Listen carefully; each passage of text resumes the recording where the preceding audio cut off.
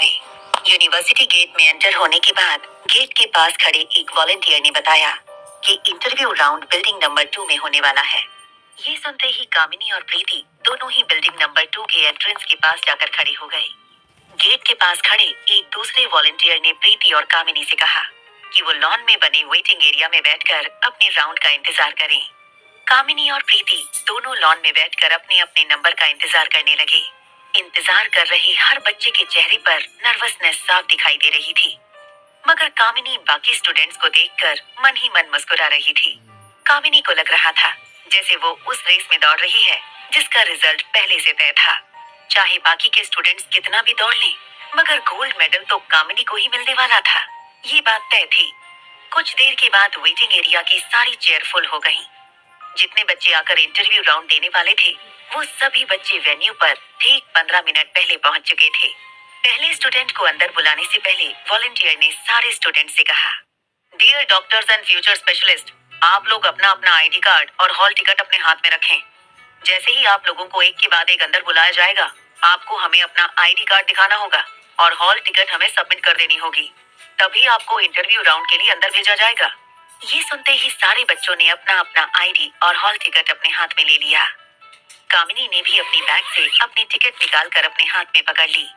कामिनी बाकी बच्चों की नर्वसनेस देखकर मुस्कुराने लगी थी। इंटरव्यू के लिए आए सारे स्टूडेंट्स को अंदर जाकर सेल्फ इंट्रोडक्शन देना था, जिस बेस पर उनके प्रोफेसर उन्हें आगे के सवाल पूछेंगे और उसके बाद दिए गए जवाब के अनुसार स्टूडेंट्स को मार्क्स दिए जाएंगे। सारे बच्चे अपने इंट्रोडक्शन को रिवाइज कर रहे थे, मगर कामिनी प्राउडली अपनी जगह पर बैठकर मुस्कुरा रही थी। तभी अचानक कामिनी के ठीक बगल में बैठी हुई प्रीति अपनी जगह से खड़ी होकर कामिनी से पूछने लगी, मुझे मेरी हॉल टिकट और आईडी कार्ड नहीं मिल रही है, क्या तुमने मेरी हॉल टिकट और आईडी कार्ड देखा है? कामिनी ने बिना प्रीति को देखे बिल्कुल ही रूडली प्रीति को जवाब देते हुए कहा, तुम ठीक से अपनी बैग में देखो, पता नहीं ध्यान कहाँ होता है तुम्हारा। सुबह हॉस्टल से निकलते वक्त आईडी कार्ड और हॉल टिकट अपने साथ ले तो आई थी ना? कामिनी की बात का जवाब देते हुए प्रीति ने कहा, मैंने तो सारी तैयारियां कल रात को ही कर ली थी और ठीक से चेक करने के बाद ही मैंने अपनी बैग पैक की थी, मगर अब मेरी बैग में मेरी हॉल टिकट और आईडी कार्ड मुझे कहीं नहीं मिल रही है। ये कहने के बाद प्रीति दोबारा अपनी बैग में अपनी हॉल टिकट ढूंढने लगी। जब कुछ देर ढूंढने के बाद भी प्रीति को अपनी हॉल टिकट नहीं मिली, तो प्रीति बहुत ही घबरा गई। टेंशन में प्रीति के हाथ पांव कांपने लगे थे। प्रीति की आंखों से आंसू निकलने वाले थे। प्रीति ने हड़बड़ाकर कामिनी से फिर से पूछा, क्या तुमने मेरी हॉल टिकट और आईडी कार्ड हॉस्टल रूम में देखा था? इस बार कामिनी ने प्रीति पर आवाज ऊंची करते हुए कहा, तुम कहना क्या चाहती हो? तुम्हारी हॉल टिकट और तुम्हारा आईडी कार्ड मैंने चुरा लिया है? ठीक है, मैंने चुरा लिया है, क्या कर लोगी तुम?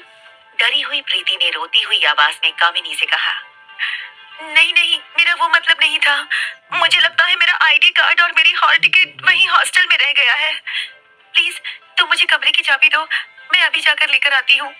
कामिनी ने बिना किसी आर्ग्यूमेंट के अपनी पर्स से कमरे की चाबी निकाली और प्रीति को दे दी। जैसे ही प्रीति के हाथ में कमरे की चाबी आई, प्रीति दौड़कर हॉस्टल की ओर जाने लगी। जैसे ही प्रीति हॉस्टल रूम की ओर जाने के लिए निकल गई, कामिनी ने अपना पर्स अपने कंधे पर लटकाकर वॉशरूम की ओर चलना शुरू कर दिया। वॉशरूम के अंदर जाने के बाद कामिनी ने अपना मेकअप आईने में देखकर ठीक किया और फिर अपनी पर्स से प्रीति की हॉल टिकट और आईडी कार्ड निकाला। हॉल टिकट और आईडी कार्ड को वहीं वॉशरूम के डस्टबिन में डंप कर दिया। फिर अपने हाथ झटकते हुए कामिनी ने आईने में देखकर अपने आप को शाबाशी दी। ऐसा करने के बाद कामिनी के चेहरे पर एक बड़ी सी मुस्कान आ गई। कामिनी के चेहरे को देखकर ऐसा लग रहा था जैसे अभी अभी यूनिवर्सिटी का रिजल्ट डिक्लेयर हुआ हो और कामिनी पूरी दिल्ली यूनिवर्सिटी में फर्स्ट आई हो। कामिनी के लिए प्रीति की हॉल टिकट और आईडी कार्ड को डिस्ट्रॉय कर देना किसी अचीवमेंट से कम नहीं था। चेहरे पर बड़ी सी स्माइल लेकर कामिनी वेटिंग एरिया में फिर से आकर अपनी जगह पर बैठकर अपने नंबर का इंतजार करने लगी। थोड़ी देर बाद कॉलेज के इंटरनल माइक सिस्टम पर कामिनी गुलेरिया का नाम अनाउंस हुआ। मुस्कुराती हुई कामिनी अपनी जगह से उठकर बताए गए रूम में चली गई। रूम के अंदर 4 प्रोफेसर इंटरव्यू लेने के लिए मौजूद थे। कामिनी को कहीं डॉक्टर सक्सेना नजर नहीं आए।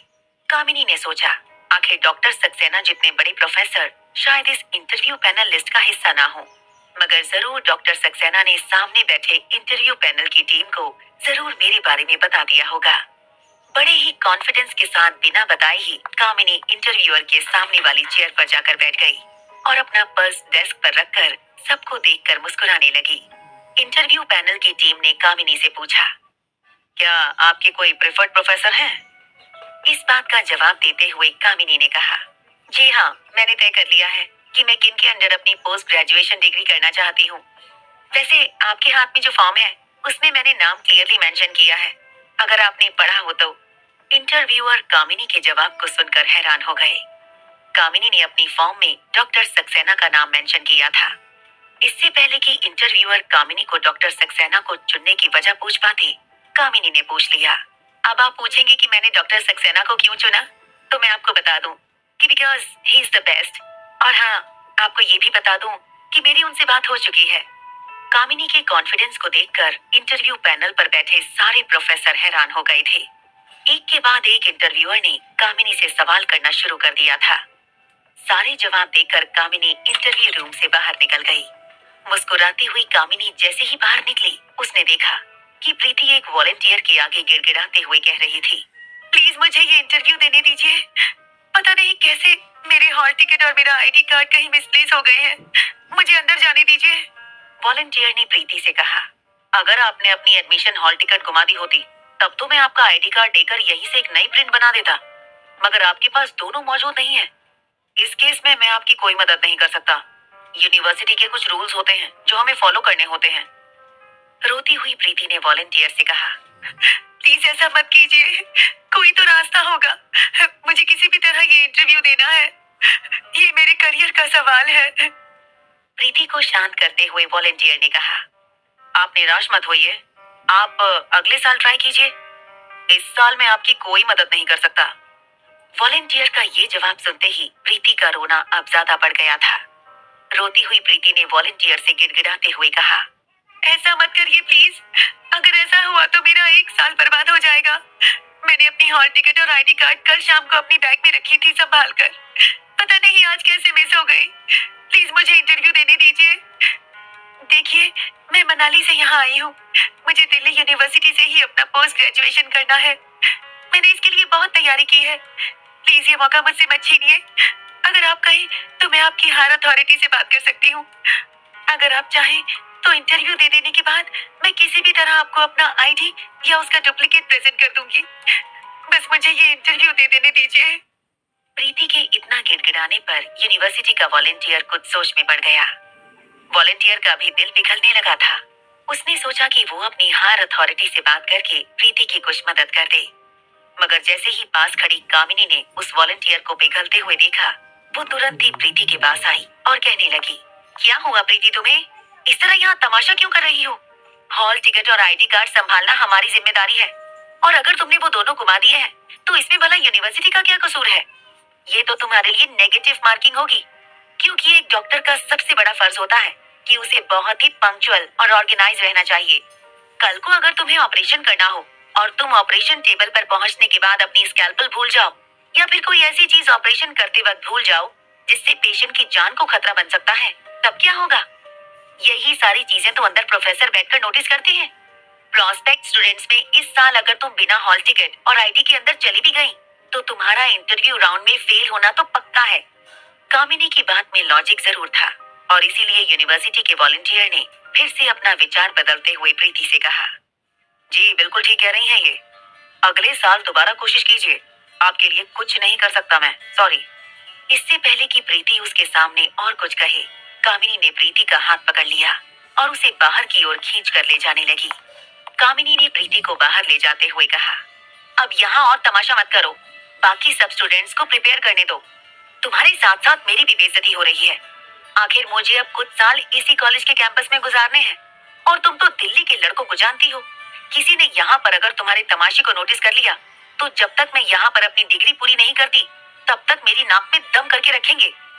जैसे ही रोती हुई प्रीति को कामिनी खींचकर बिल्डिंग के बाहर ले गई, प्रीति ने देखा कि अनिका की गाड़ी बिल्डिंग के ठीक सामने खड़ी थी।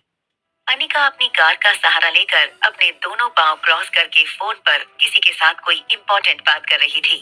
ब्लैक गाड़ी, ब्लैक जूते, ब्लैक शर्ट, ब्लैक ट्राउजर और ब्लैक सनग्लासेस पहनी अनिका किसी फिल्म की हीरोइन की तरह पोज देकर यूनिवर्सिटी कैंपस में खड़ी फोन पर बात कर रही थी।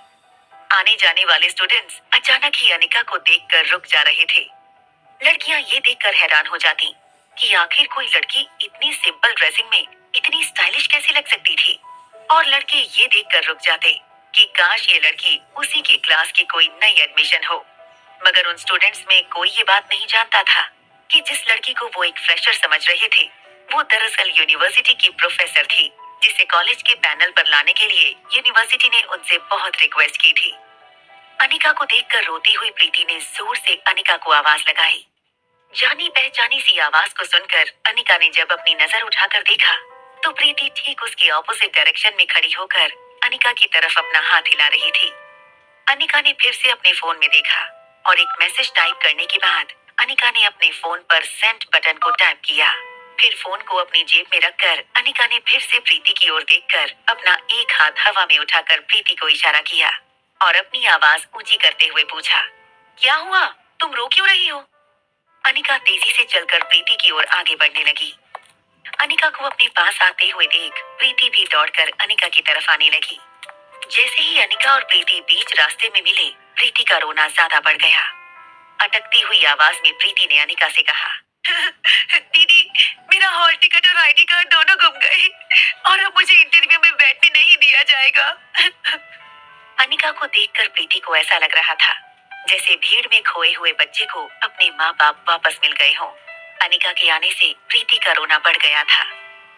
दरअसल आज अनिका भी यूनिवर्सिटी कैंपस में इसीलिए आई थी क्योंकि उसे पता था कि आज पोस्ट ग्रेजुएशन करने वाले बच्चों का इंटरव्यू राउंड था और वो देखना चाहती थी कि प्रीति का इंटरव्यू स्मूथली हो गया था या नहीं।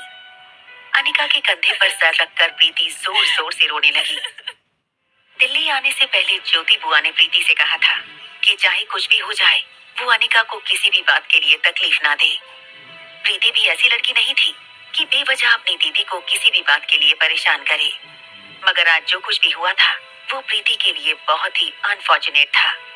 एक साल बिगड़ने का ख्याल बार बार प्रीति के दिमाग में घूम रहा था। इससे प्रीति का मोराल टूट गया था। प्रीति के टूटे हुए सपने आंसू बनकर उसकी आंखों से बहने लगे थे। अचानक ही अंधेरी रात में अनिका रोशनी बनकर प्रीति के सामने आई थी। प्रीति ये मौका छोड़ना नहीं चाहती थी। प्रीति किसी भी तरह अनिका की मदद लेकर इंटरव्यू राउंड में बैठना चाहती